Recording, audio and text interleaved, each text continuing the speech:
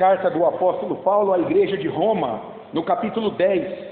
Nós temos feito a pregação expositiva, sistemática dessa carta. Já, por incrível que pareça, irmãos, esse é o 40º sermão em Romanos. Olha só. Então tá aí, ó. Você está estudando aí a carta do apóstolo Paulo aos Romanos inteira. Que privilégio para nós, povo de Deus, conhecer todo o conselho de Deus nesse precioso livro, uma teologia reformada do apóstolo Paulo aqui no Novo Testamento. Carta do apóstolo Paulo aos Romanos, capítulo 10, eu lerei dos versículos 5 ao 13, na sequência do texto bíblico. Ouça com fé a leitura da Escritura, é a palavra de Deus. Romanos 10, a partir do versículo 5. Ora, Moisés escreveu que o homem que praticar a justiça decorrente da lei, viverá por ela. Mas a justiça decorrente da fé, assim diz: não perguntes em teu coração, quem subirá ao céu, isto é, para trazer do alto a Cristo? Ou, quem descerá ao abismo, isto é, para levantar Cristo dentre os mortos? Porém, que se diz? A palavra está perto de ti, na tua boca e no teu coração, isto é, a palavra da fé que pregamos. Se com a tua boca confessares Jesus como Senhor, e em teu coração creres que Deus o ressuscitou dentre os mortos, serás salvo. Porque com o coração se crê para a justiça, e com a boca se confessa a respeito da salvação. Porquanto a Escritura diz: todo aquele que nele crê não será confundido, pois não há distinção entre judeu e grego, uma vez que o mesmo é o Senhor de todos, rico para com todos os que o invocam, porque todo aquele que invocar o nome do Senhor será salvo. Até aqui a palavra de Deus nessa noite. Vamos orar mais uma vez? Senhor, nós te agradecemos, ó Deus, por tua graça que é melhor do que a vida. Obrigado, Senhor, pela tua igreja aqui reunida nesta noite. Ó Pai, que o coração da tua igreja seja como aquela córcega que anseia pelas águas, Senhor. Que possamos ansiar pela tua palavra, para que possamos conhecê-lo mais e assim servi-lo mais e melhor segundo a tua vontade. Aplica, Deus, ó Pai amado, na operação do teu Espírito Santo ao coração da tua igreja, na medida da necessidade de cada filho, de cada adorador que o Senhor despertou e trouxe aqui nessa noite. Esta palavra, dá-me, Senhor, a sabedoria do alto, não para falar aquilo que eu entendo de mim mesmo, mas aquilo que vem de tua parte para a vida da tua igreja, Senhor. Tudo seja feito para a edificação do corpo de Cristo e para a glória do teu nome aqui nesta noite. Ajuda-nos, Senhor. Supera, Senhor, as limitações, a finitude do nosso pensamento. Dá-nos da tua graça, ó Deus. O Senhor nos trouxe aqui com um propósito. Ajuda-nos a compreender a tua palavra, a verdade revelada pelo Senhor aqui neste texto que foi lido, para que, de fato, possamos sair daqui melhores, mais parecidos com o Senhor Jesus, mais crentes, mais fiéis em Cristo e mais dispostos a servi-lo. Assim oramos, ó Pai, confiados em nome de Jesus. Amém. Meus irmãos, essa aqui é a quarta parte desta tão preciosa carta do apóstolo Paulo à igreja de Roma. Nós já pregamos aqui os capítulos anteriores. Nos primeiros 3 capítulos, Paulo diz que toda a raça humana está caída debaixo do pecado.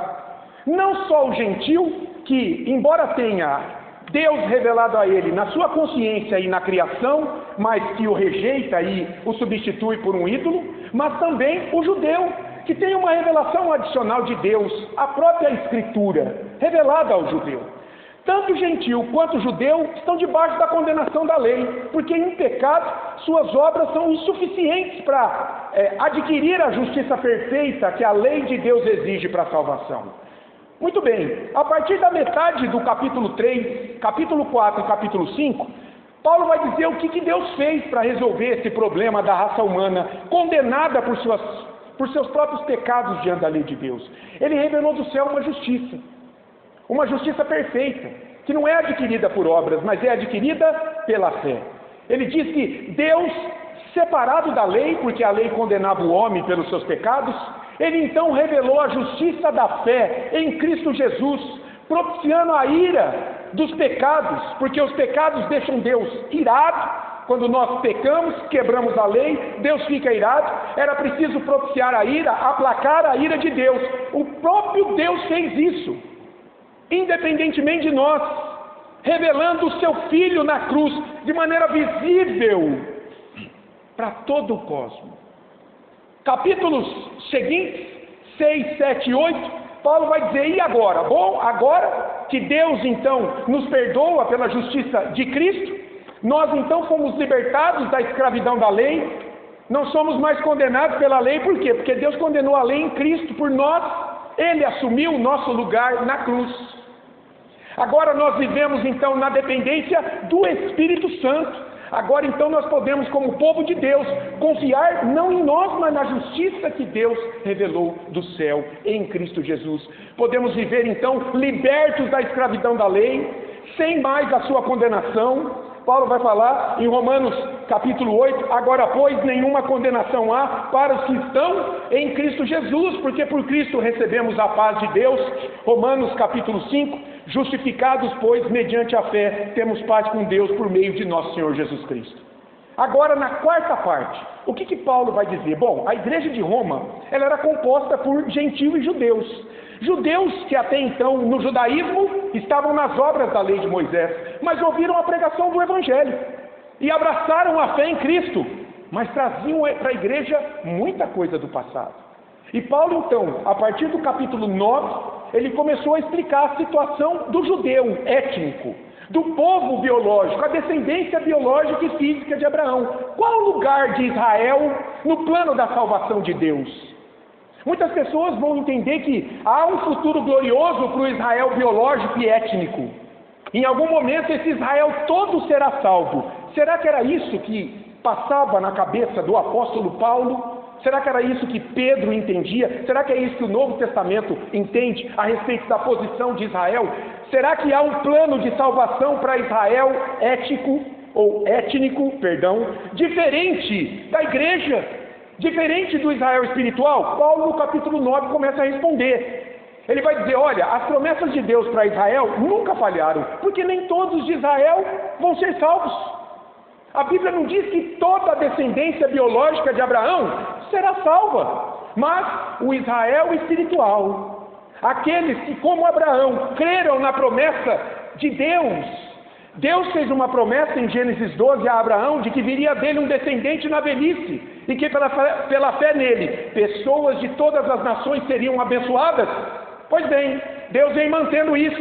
Abraão, Isaac, Jacó, tribo de Judá, Davi, até que veio aquele descendente final, que Paulo em Gálatas 3,16 diz, sabe quem é o descendente final de Abraão?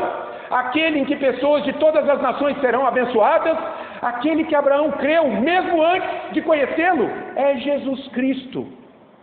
Então Paulo vai começar dizendo no capítulo 9, as promessas de Deus para Israel não falhou, porque Deus não prometeu salvar Israel inteiro, Deus prometeu salvar a descendência espiritual, aqueles que dentre os descendentes biológicos de Abraão caminhassem nas pegadas da mesma fé de Abraão no Messias, no Cristo que viria. E as pessoas começaram a questionar Paulo aqui no capítulo 9. Paulo, mas olha só, será que falhou?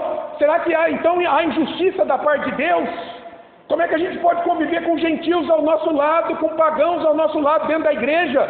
E Paulo então começa a mostrar que debaixo da cruz de Cristo há um corpo só, há um povo só, sempre houve uma forma só de Deus salvar o seu povo, sempre foi pela fé no Messias. No Antigo Testamento, fé na promessa messiânica da vinda dele, e no Novo Testamento, o Evangelho já revelado na cruz, para todos nós. E o capítulo 10 aqui, agora Paulo começa a falar, então, nós vimos na última pregação, pouco mais de um mês, não é? De que a vontade do apóstolo Paulo era salvar os seus irmãos. Ele começa o 9 até dizendo, se possível ele daria a própria salvação dele, para salvar muitos do seu povo. Paulo era da tribo de Benjamim, uma das tribos, das 12 tribos de Jacó. Ele diz, é uma tristeza ver o meu povo sofrendo porque está rejeitando o Messias. E ele diz, quem rejeita o Messias se torna anátema, maldito, porque é condenado diante da lei de Deus por seus pecados. Quem dera eu pudesse dar a minha própria salvação para salvar o meu povo, mas eu não posso. E olha, ele vai dizer no capítulo 10, versículo 2, os judeus, eles têm zelo pela lei de Moisés. Eles têm entendimento, mas a gente viu que disposição sem a verdade em Cristo não vale nada. Só vale para condenar o homem, só vale para encher esse homem de presunção, achando que ele pode se bastar diante de Deus por suas próprias obras. Paulo estava triste aqui, e ele vai dizer que o judeu, no versículo 3 do capítulo 10, foi a última pregação, o título foi A Autoconfiança que Cega e Destrói do Judeu. Ele vai dizer que o judeu, ao longo do tempo, é interessante esse verbo, desconhecendo a justiça de Deus, ele estabeleceu a sua própria. A justiça de Deus no Antigo Testamento sempre foi salvação pela fé. Com o passar do tempo, o rabinato, os rabinos, eles transformaram a lei de Moisés em um sistema de salvação, um legalismo. Você tinha que fazer isso, isso e isso para atender a lei e ser salvo. Mas isso foi uma interpretação distorcida dos rabinos, porque o Antigo Testamento sempre mostrou a salvação pela fé. Se você olhar Abacuque capítulo 2, Abacuque deixa claro ali, o justo viverá por fé. Muito provavelmente, Romanos capítulo 1, 17, Paulo lembrou de Abacuque capítulo 2, quando ele disse isso. Então, o sistema de salvação, tanto para o judeu quanto para o gentil, para todas as pessoas, sempre foi pela fé. Mas o judeu distorceu isso, transformando isso num legalismo. Por isso que Jesus, em seus dias, denuncia tanto o farisaísmo, o legalismo, dizendo que eles anularam a lei de Deus pela tradição dos homens. E Paulo agora, então, continuando aqui, o versículo 4 do capítulo 10, o texto que nós vamos ver nessa noite, é a sequência do que ele vai falar aqui. O versículo 4 do capítulo 10, ele vai dizer: porque o fim da lei é Cristo, ou seja, o cumprimento da lei, a razão da lei é conduzir o pecador para confiar em Cristo, para depender de Cristo. Por quê? Aí entra o texto a partir do versículo 5. Porque Cristo foi o único homem que veio e cumpriu a lei. Paulo estava desesperado tentando mostrar isso para a sua audiência judaica, para os seus irmãos, seus contemporâneos. Gente, eu no passado também buscava me salvar pelas minhas obras, agora eu entendo, Cristo me alcançou, eu conheci o Evangelho, o poder de Deus. Eu nunca pude cumprir a lei. A lei foi dada para que eu olhasse para Cristo. Ele veio, ouça o Evangelho. A justiça é pela fé, a justiça não é pelas obras. Daí o título desse sermão aqui, eu quero ver com você: fé em Cristo, o único caminho para a salvação. Tem 3 divisões muito simples aqui, esses versículos de 5 a 13, meus amados. Primeiro, no versículo 5, Paulo vai dar uma olhada nas obras humanas, que são impossíveis para salvar, em contraste com a justiça graciosa da fé em Cristo nos demais versículos. Versículos de 8 a 10, ele vai dizer que a salvação em Cristo pela fé está próxima, e dos versículos finais de 11 a 13, ele vai dizer que a salvação pela fé em Cristo é universal, no sentido que é extensível para todas as pessoas. Então, olha comigo novamente aí essa primeira divisão, no versículo 5. Olha o que diz Paulo aí, dando sequência ao que ele disse no 4, que Cristo é o cumprimento da lei de Moisés.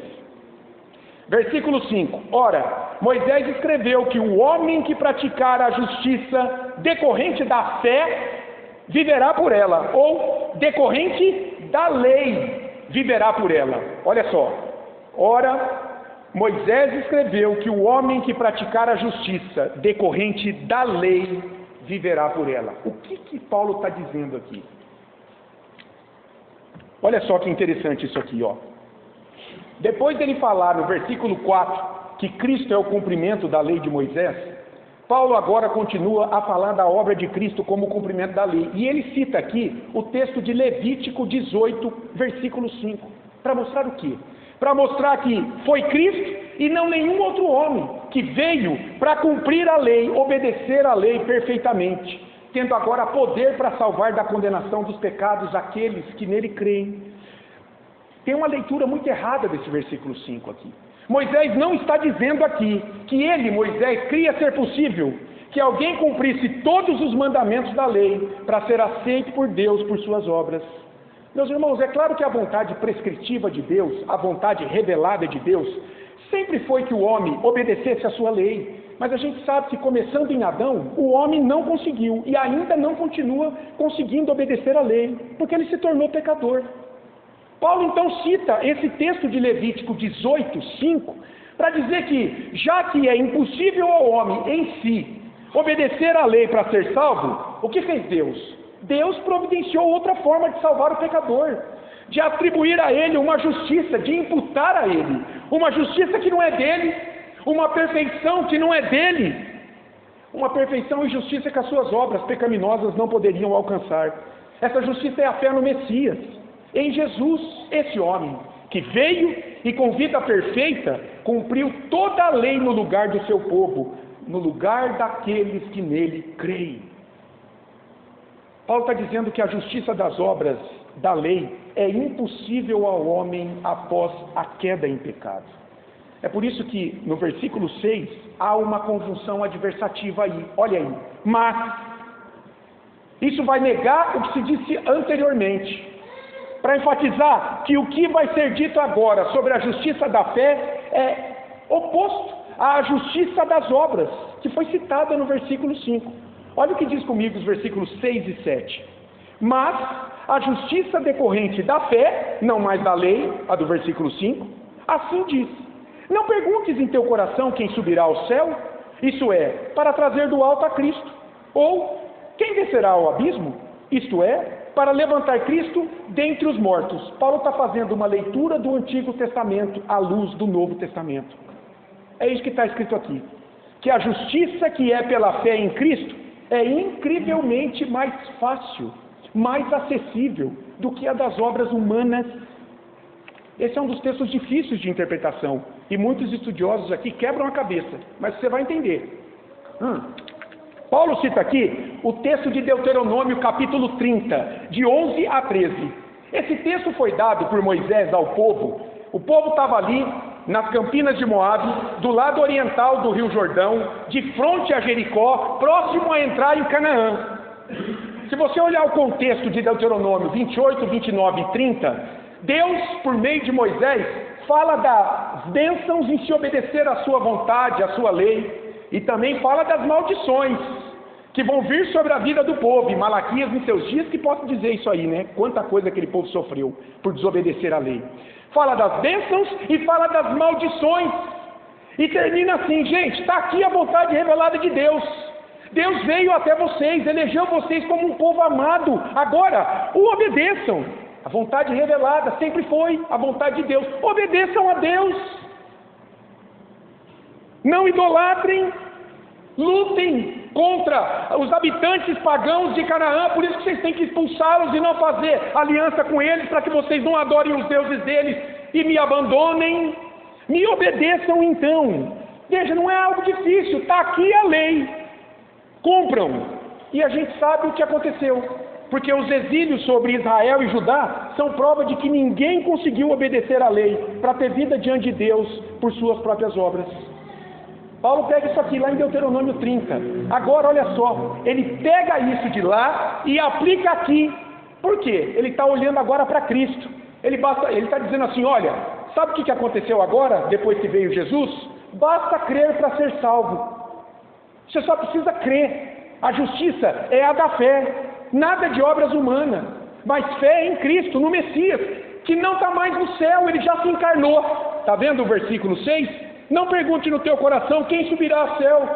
Cristo já desceu. Ou então, ele já ressuscitou dos mortos. O versículo 7. Quem descerá ao abismo? Abismo aqui é o mundo dos mortos. Não precisa. Cristo já foi ressuscitado ao terceiro dia. Basta agora crer nele. Crer no Messias. Meus amados, é impressionante como Cristo em sua obra, eles são ignorados pelos homens, como se a salvação dependesse sempre da mente humana, de algo extraordinário que o próprio pecador, sem Cristo, precisa praticar para Deus. Cristo já fez todo o trabalho sujo no lugar do pecador. Basta crer nele. Mas muitas pessoas simplesmente, querendo agradar a Deus, querem fazer mais que o próprio Cristo fez em seus dias de martírio. Que estupidez é ou não é? Dos homens, que em vez de se apropriarem da justiça de Cristo pela fé, dada a eles gratuitamente por Deus, eles querem agradar a Deus com suas obras pecaminosas. Eu pensei numa ilustração aqui, para impactar bem. Olha só.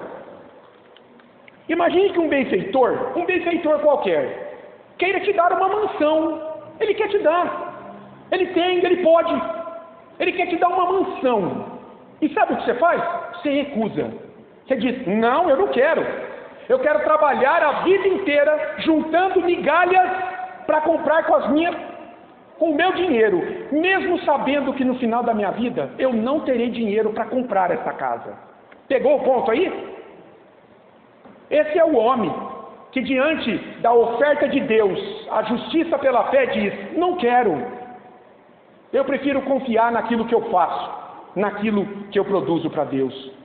O caminho da salvação, Paulo está dizendo aqui, irmãos, no Antigo e no Novo Testamento, sempre foi pela fé. Como eu disse, quando ele cita lá Romanos 1,17, o justo viverá pela fé, Novo Testamento, ele está lembrando de Abacuque 2,4, onde Abacuque diz: o justo viverá pela fé. Não há dois povos, dois modos de salvar esses povos, não há dois salvadores, apenas um povo, um modo de salvar esse povo e um salvador.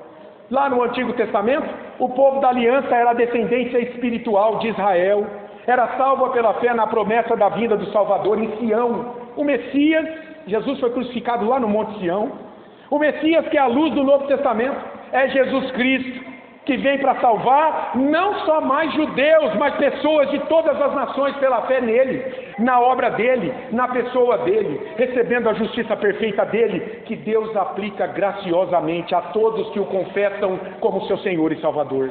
Por isso Jesus pode dizer em Mateus 11, 28, 30, quando ele vê aquelas pessoas dispersas naquela planície, como ovelhas que não tinham pastor, atormentadas, ele pode dizer: vinde a mim, todos que estáis cansados e sobrecarregados, eu vos aliviarei. Sou eu. E se você continuar lendo o texto em Mateus 11, de 28 a 30, você vai ver: vocês precisam de descanso para a alma, porque essa é a maior necessidade de um pecador, ser reconciliado com Deus, ser salvo da condenação da lei de Deus pelos seus pecados. Isso só Jesus pode fazer. Então ele pode dizer: vinde a mim, eu tenho descanso para vocês, para a alma de vocês. Paulo aqui, irmãos, nesses versículos 6 e 7, ele está fazendo uma leitura do Antigo Testamento à luz da obra de Cristo. Olha que interessante, ele cita Deuteronômio no versículo 6, e olha o que ele diz na segunda parte. Isto é, ele vai explicar o que ele citou antes: para trazer do alto a Cristo. Ele cita Deuteronômio no versículo 7, e olha o que ele diz na segunda parte: isto é, para levantar Cristo dentre os mortos. Deus já trouxe Cristo do céu, já ressuscitou dos mortos a Cristo para a justificação daqueles que nele creem. Por isso agora os versículos 8 e 10, Paulo vai dizer que essa salvação pela fé está próxima do pecador, está próxima de toda pessoa, de toda a humanidade, basta crer nela. Olha o versículo 8 comigo: porém, que se diz? A palavra está perto de ti, na tua boca e no teu coração, isto é, a palavra da fé que pregamos. Paulo aqui, ele está citando outro texto, Deuteronômio 30, 14. Um texto que também foi aplicado lá nos dias de Moisés, para a justiça da fé no Messias, em Cristo. Porque olha a conclusão na segunda parte do 8 novamente. Isto é, depois de citar Deuteronômio 30, 14 na primeira parte, a palavra da fé que pregamos. O que é que Paulo pregava como suficiente para a salvação? O Evangelho, a justiça pela fé em Cristo. E a gente fica pensando, não é? Ô pastor, o que significa ter a palavra da fé em Cristo na boca e no coração dos que ouvem? Eu e você aqui hoje. O que significa isso aqui que Paulo está falando? Trazendo o texto de Deuteronômio 30, 14. Olha só, significa que uma vez ouvida essa palavra, Deus espera uma resposta de amor, na confiança plena e na confissão pública do quê? Da suficiência da obra de Jesus na cruz para a salvação daquele que a ouve. A salvação pela fé em Cristo não está longe da vida do pecador, não está longe do seu coração, da sua boca, que não a possa compreender, crer e confessá-la como verdadeira. Então, o que Deus espera daqueles que ouvem o Evangelho? Paulo vai dizer nos versículos 9 e 10, o centro do texto aqui. Olha comigo: se com a tua boca confessares Jesus como Senhor, e em teu coração creres que Deus o ressuscitou dentre os mortos, serás salvo. Porque com o coração se crê para a justiça, se crê para a justiça, e com a boca se confessa a respeito da salvação. A salvação está perto de qualquer pecador que ouve a proclamação do Evangelho. O que ele precisa fazer? Confessar com a boca o que ele crê no coração. Essas coisas andam de mão dada. Confessar com a boca o que ele crê, o que ele guardou no coração. Jesus disse, a boca fala do que está cheio o coração. Lucas 6, 45. O coração, irmãos, não é o órgão que pulsa para o hebreu. O coração é o centro humano, é o centro da mente, da vontade, da conduta humana. O nosso coração, ele guarda nossas crenças mais profundas e significativas que influenciam todo o nosso modo de pensar, de sentir, de agir. Nossa cosmovisão, inclusive, a nossa visão de mundo, ela tem base nas crenças do nosso coração. Portanto, quando se trata de confiança em Deus, é preciso sondar quem é esse Deus do teu coração. Quem é esse Deus? Não basta qualquer fé, porque até um ateu tem fé. Por exemplo, ele pode dizer, qual é a fé do ateu? Eu não creio em Deus como um ser pessoal. E até o demônio tem fé. É uma fé que zomba de Deus, porque o ignora, o desobedece. Mas é preciso ter fé que se traduza em palavras, em obras que glorifiquem o objeto da fé. No caso, Jesus, a justiça de Deus para a salvação daquele que nela crê. Paulo pregava uma justiça para salvar que vinha da fé que precisava ser crida e confessada pelos seus ouvintes. E a gente pergunta, confessar e crer no quê? Paulo vai dizer aqui, primeiro, confessar que Jesus é Senhor. A palavra aqui, Senhor, é muito forte, irmãos. Kyrios, no grego. Esse era um título de honra, de autoridade suprema, usada para o imperador romano, para César, outro título dele. Os imperadores eram tidos como encarnações dos deuses, eles eram filhos dos deuses. Então chamar César de Senhor era a autoridade máxima naquele contexto. Paulo está dizendo, isso aqui por excelência se aplica a Jesus Cristo. Ele é o Kyrios, ele é a autoridade máxima sobre a vida da igreja, sobre a minha vida, sobre a sua vida. Ele tem que ter o domínio da nossa vida, ele tem que governar a nossa vida. Nós temos que pautar a nossa regra de fé e prática, a nossa ética, a nossa vontade, o sentir e o pensar em Cristo. Ele nos domina. Paulo em Gálatas 2 vai dizer, agora pois já não sou mais eu quem vivo, mas Cristo vive em mim. E esse viver que tenho na carne vivo agora pelo Filho de Deus, que me amou e a si mesmo se entregou. Paulo está dizendo aqui, Kyrios é Jesus. Senhor, autoridade suprema sobre a minha vida, tem Jesus. Ele está doutrinando aqui a igreja. Ele havia falado em Romanos, capítulo 9, versículo 5, defendendo a divindade de Cristo, que Ele é Deus bendito para todos sempre. É Jesus para Paulo, Deus, na essência, trindade, um Deus só, em três pessoas, mesma substância, coeterno, co-substancial, é Jesus como o Pai e o Espírito. Então, Kyrios é Senhor. Então, primeiro, é preciso confessar que Jesus é Senhor. Tem muita gente que tem buscado Jesus como Salvador, como abençoador, aquele que traz a bênção de Deus. Tem gente atrás de milagre, correndo para tudo quanto é lado, interesseiro, borbulhando, mas não quer ter Jesus como Senhor da sua vida.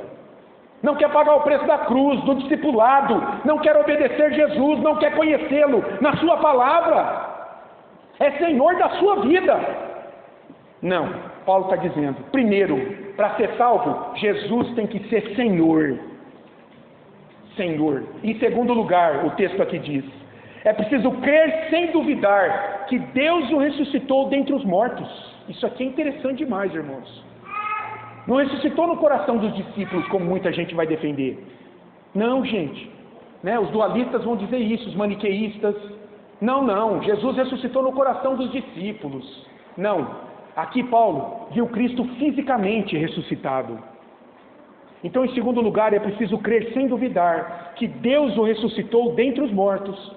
Porque em Romanos 4, 25, Paulo disse que a justificação de um pecador tem por base justamente a ressurreição de Cristo dentre os mortos. Ora, se Jesus não ressuscitou, então é vã a fé nele. A pregação da fé nele, e mais, Os que morreram confiando nele, morreram em seus pecados, sem esperança alguma de perdão e ressurreição final. Ele vai dizer isso em 1 Coríntios capítulo 15. A ressurreição de Cristo pelo Pai, amados, é prova do agrado de Deus por sua vida de perfeita obediência à lei, e de que Ele pode salvar o povo que confia nele. Portanto, o pecador precisa crer na ressurreição física de Cristo ao terceiro dia, porque uma divindade morta não pode salvar ninguém. Ou pode? Será que os budistas querem ser salvos por Buda? Está morto. Não tem cinza, não tem mais nada. Todos os líderes religiosos estão mortos. Diferença crucial do cristianismo. Nosso Deus está vivo. É preciso crer nisso, Paulo está dizendo, para você ser salvo. Fé no coração e confissão com os lábios, segundo esse texto, andam de mãos dadas. E olha, é algo natural para aquele que crê no coração, no Cristo vivo, professar a sua fé nele, com seus lábios, com suas palavras. Interessante ali em Atos capítulo 4, não é? Pedro e João curam alguém, são ali investigados pelo Sinédrio. E o Sinédrio chama eles e fala, pode parar de falar nesse nome de Jesus. E Pedro diz, não podemos deixar de falar daquilo que vimos e ouvimos, não dá. Crente agente secreto não tem na Bíblia, irmão. Não tem não, viu? É impossível alguém crer em Jesus, no Cristo vivo, e não produzir obras que glorifiquem o nome dele. Inclusive, uma das obras é o testemunho, a confissão pública de que você é cristão, de que você pertence a Cristo e quer servi-lo. Por isso que aqui na nossa igreja, a admissão de membros, ela é precedida da confissão pública da fé em Cristo. Só Deus conhece o coração, de fato, de quem será admitido. Mas esse homem, essa mulher, esse jovem, esse adolescente, ele começará muito bem a sua carreira no corpo de Cristo, na igreja visível aqui, vindo à frente de todos e dizendo, Jesus é meu Senhor e meu Salvador. Mateus 10:32, olha a promessa desses que confessam Jesus como seu Senhor e Salvador. Jesus está dizendo que naquele dia Jesus confessará como seu todo aquele que diante dos homens o confessar como Senhor e Salvador. E Paulo aqui no versículo 10, ele explica ainda mais no que consiste essa salvação que ele apontou no versículo 9 como resultado da fé e da confissão em Cristo. Olha comigo o versículo 10. Porque com o coração se crê para a justiça, e com a boca se confessa a respeito da salvação. Ele está dizendo aqui que a fé em Cristo resulta em justiça e a confissão em salvação. Quer dizer, o produto, o resultado da fé e da confissão em Cristo é justiça e salvação para o pecador arrependido que vem a Cristo. Que privilégio, irmãos da igreja! Que bênção, que poder é esse que Deus nos deu por meio de Jesus Cristo, entregue na cruz por nós. Em Romanos 3:22, Paulo vai dizer que a justiça de Deus que salva o pecador, então é pela fé em Cristo. Ele só está desdobrando isso aqui agora em Romanos 10:4, dizendo que a fé conduz à justiça do que crê em Cristo. E uma salvação que é para todos, independentemente de raça, cor, gênero, nação. É o que a gente vê agora na última parte do texto, a partir do versículo 11. Olha o versículo 11 comigo. Porquanto a Escritura diz, todo aquele que nele crê não será confundido, ou não será envergonhado. Aqui Paulo cita Isaías 28:16. Se você olhar Romanos 9:33, olha o que ele tinha dito antes. Romanos 9:33. Paulo cita Isaías falando de uma pedra. Todo aquele que crer nessa pedra terá sua vida edificada sobre ela, um alicerce firme, não tropeçará nela. E é claro que a pedra ali é Cristo. Olha Romanos 9:33. Eis que ponho em Sião uma pedra de tropeço e rocha de escândalo. O judeu está tropeçando nessa pedra. É o Messias prometido que hoje ele não crê. E aquele que nela crê não será confundido. Por sua vez, o cristão não tropeça. O crente não tropeça. Aquele que segue o evangelho que Paulo pregava não tropeça nessa pedra. Paulo então cita aqui Isaías 28:16 de novo, trazendo essa pedra angular, preciosa, firme, inabalável, em Sião, que foi o lugar onde Jesus foi crucificado. fazendo um paralelo, irmãos, uma analogia, apontando justamente para a justiça da fé em Cristo. Sua vida perfeita, sua ressurreição, sua ascensão aos céus, que é aplicada para todos os que creem. O que é segurança, irmãos, para todos os que confiam em Jesus, diante de um Deus, para o perdão dos pecados, exige justiça perfeita.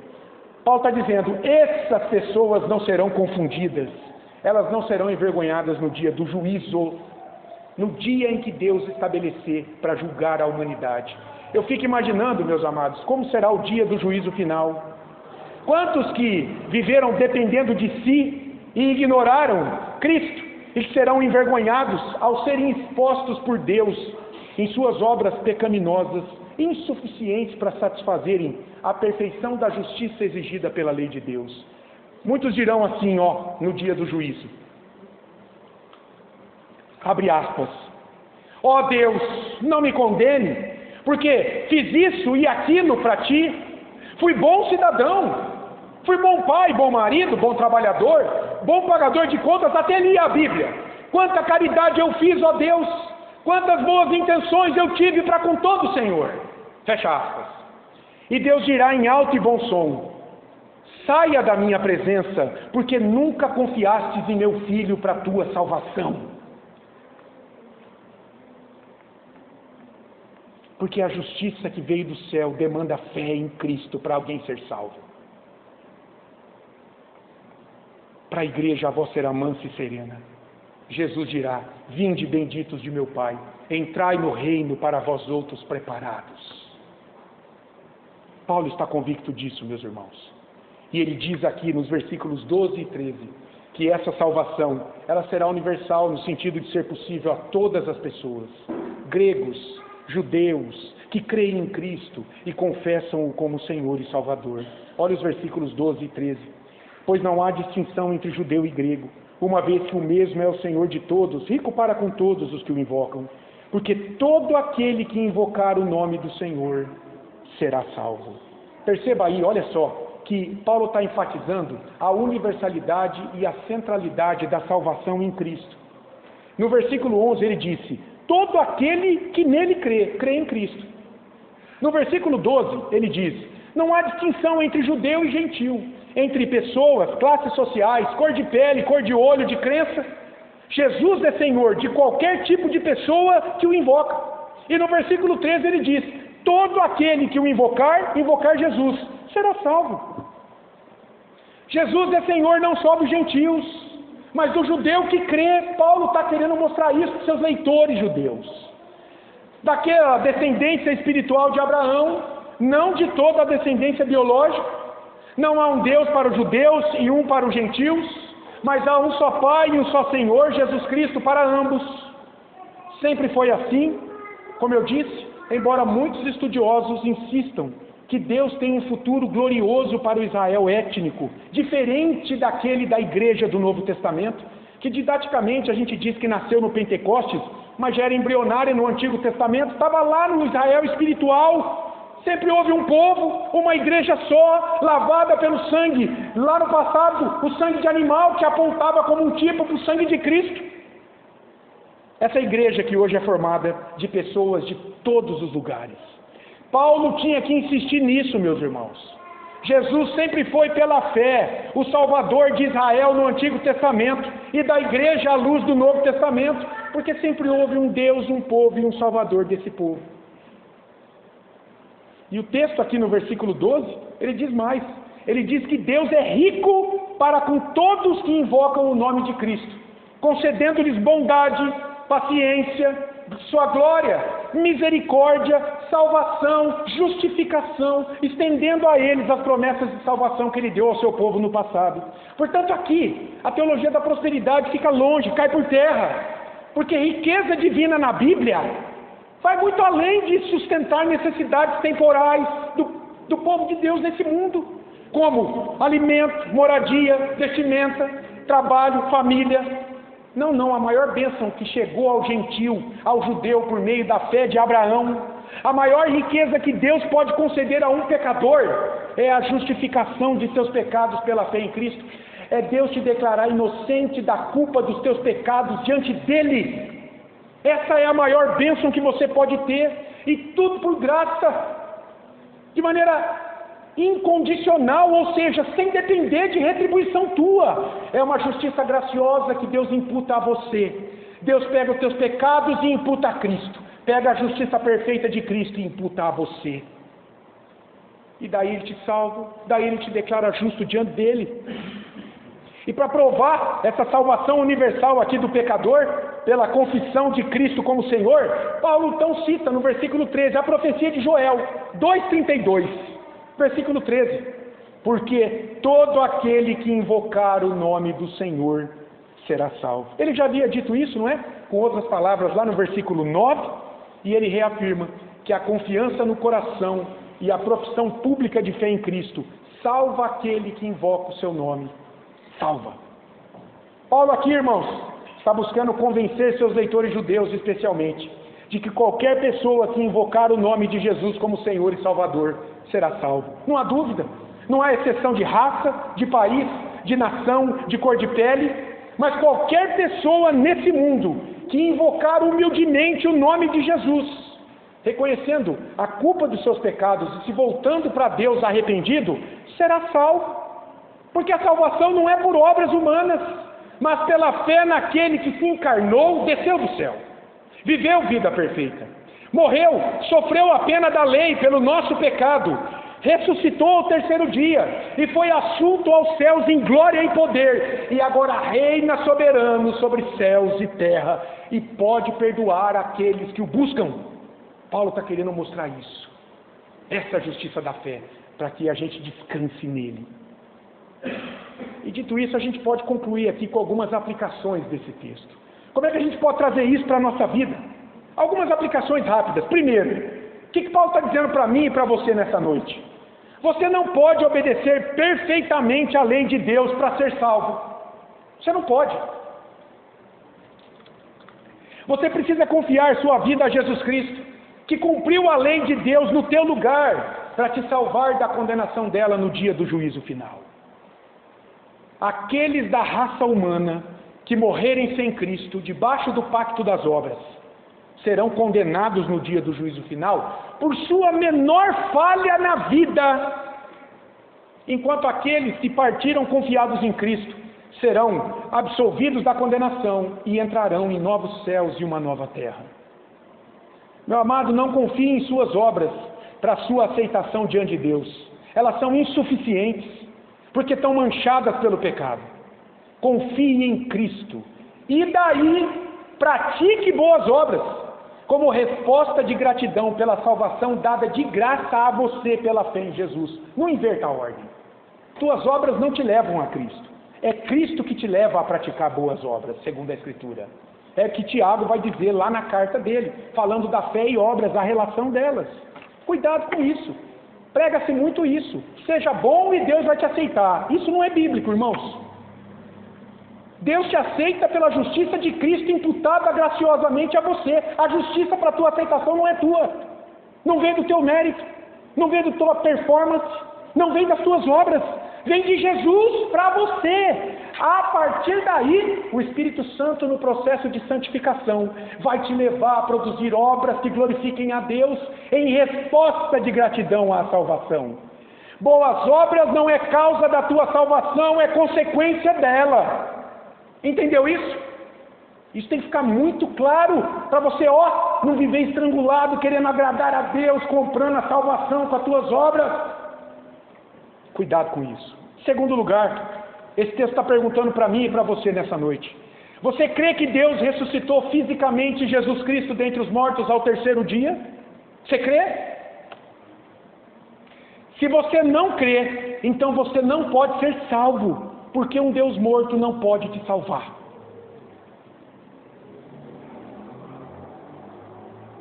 Mas se você crê sem duvidar na ressurreição física de Jesus Cristo ao terceiro dia, então, meu amado, você está salvo por Ele diante de seu Pai, de todos os teus pecados. A ressurreição física de Cristo, como eu disse, é a principal diferença do cristianismo para todas as demais propostas religiosas. O Deus dos cristãos não está morto, meu amado.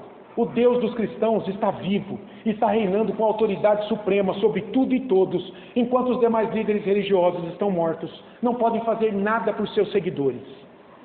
Deixou aí um conjunto de princípios morais e éticos, nada mais. Não pode dar vida. Quem pode dar vida a mortos espirituais é Jesus. Portanto, creia no Cristo vivo e seja salvo por Ele. Em terceiro lugar, esse texto aqui está dizendo que a fé em Cristo que vai em seu coração, não pode ficar guardada as 7 chaves lá. Ela tem que ser testemunhada, anunciada, professada com os teus lábios. E eu te pergunto, as pessoas ao teu redor sabem que você é cristão? Você compartilha a alegria de ser cristão com elas? Elas se sentem motivadas a conhecer a sua vida com Cristo, a sua igreja, quando interagem com você? Ou ninguém sabe onde repousa o teu coração, ou onde você vai nas noites de domingo? As pessoas sabem que você está aqui, adorando a Deus que te salvou numa cruz?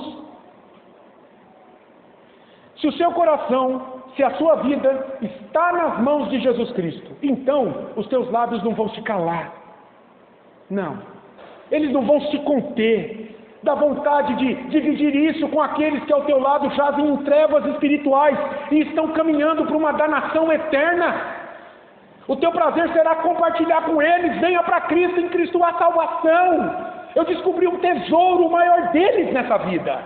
É Jesus, é a cruz de Jesus sobre a minha vida que eu ganhei sem fazer nada. É por meio do teu testemunho, do compartilhar da tua fé, que assim como você foi achado pelo caminho, Deus vai achar outros eleitos, outros predestinados por aí.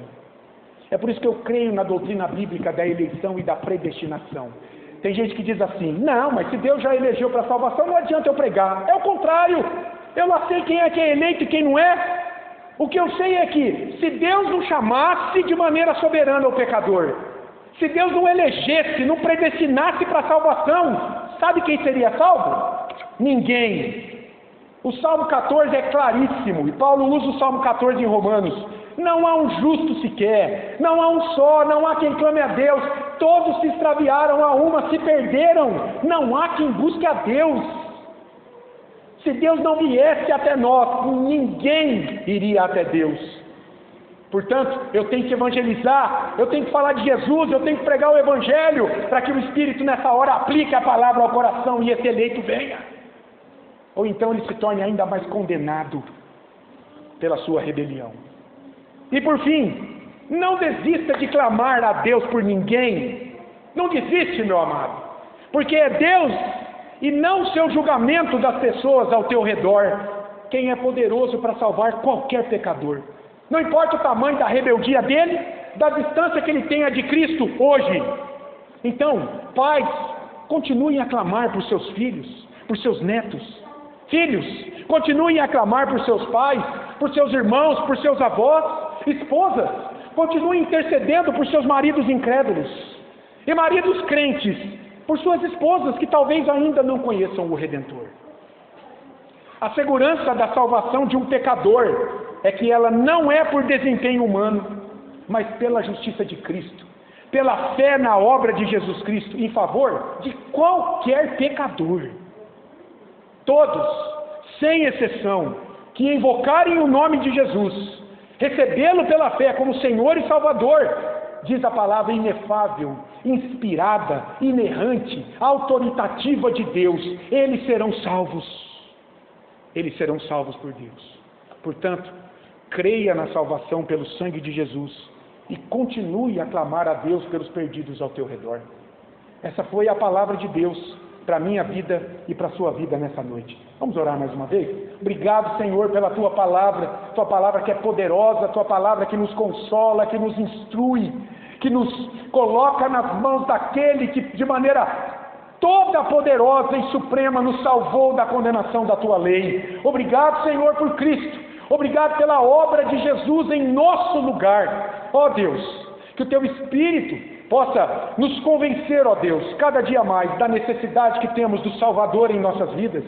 E se há alguém aqui nesta noite que ainda não tem suas vidas nas mãos de Jesus, a sua vida na mão de Jesus, ó Deus, Que o Senhor tenha misericórdia, que o Senhor derrame graça, o poder e o Teu Espírito Santo do céu, para converter este coração de pedra em um coração de carne que pulse pelo Senhor. Ó Senhor, venha com o Teu poder, venha de maneira branda, doce, mas poderosa sobre essa vida, Senhor. Repreende o mal, repreende a justiça própria, Senhor. Vá além, ó Deus, dos preconceitos, transforma a mente e o coração. Que saiamos daqui mais crentes nessa noite, mais convencidos de que o único caminho para a salvação é a justiça que veio do céu pela fé em Jesus Cristo, Teu Filho amado, nosso Senhor. Assim oramos, Senhor, em nome de Jesus. Amém.